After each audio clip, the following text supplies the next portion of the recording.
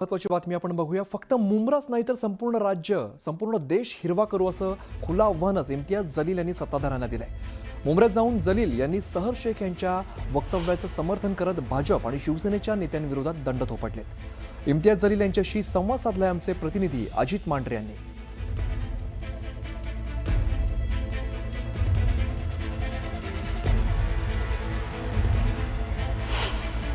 आमची परिस्थिति तर असी झालेली आहे कि हम जीते तो परेशान और हम हारे तो बोलते किसी को जिताने के लिए आए हैं करके इसमें।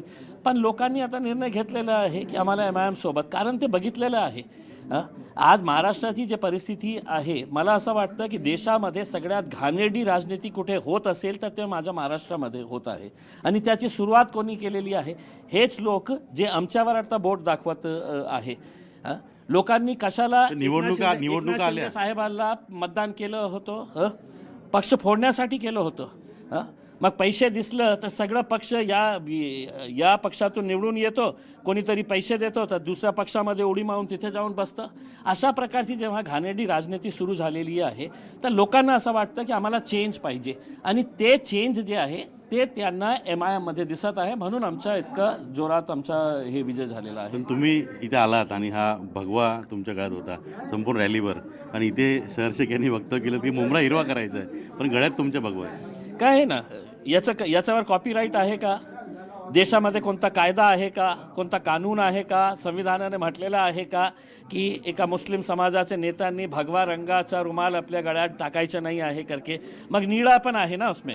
दुर्दैव हे आहे की इम्तियाज जलीलने भगवा टाकला तर तुम्ही हे प्रश्न विचारलं की इम्तियाज जलील तुम्ही भगवा कशाला टाकला? तुम्ही हे का नाही विचारलं तुम्ही हे निळा कशाला टाकलं? म्हणजे लोकांचा एक माइंडसेट असा प्रकारे तयार करण्यात आलेला आहे या देशामध्ये की रंगारंगामध्ये आपल्याला हे केलेलं आहे की हिरवा या जातीचा, निळा या जातीचा, भगवा। एमआयएमनी आता निर्णय घेतलेला आहे सगळ्या जाती धर्माचे सगळे रंगांना सोबत घेऊन आम्ही पुढे जाणार आहे। पण शहर शेख म्हटले होते की संपूर्ण मुंब्रा हिरवा करायचा, त्याच्यावरून सोशल मीडिया, अख्ख्या नॅशनल इंटरनॅशनल मीडिया झालं। तर काय वाईट काय बोलली तिने? तिने तर फक्त मुंब्र्याच्या बाबतीत बोलले।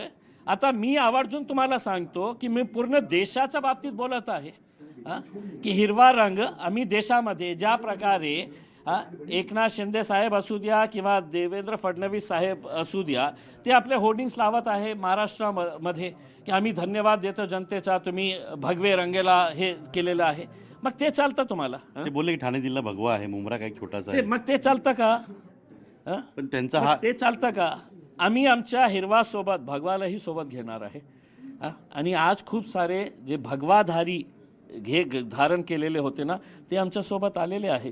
हे जे निळा रंगाचं जे आहे ना, आमची दलित बहीण आहे, आता प्रवेश केलेला आहे। आम्ही इतके कट्टरवादी जातीवादी असले असते ना, बहुतेक ही बहीण आमच्या सोबत आली नसती।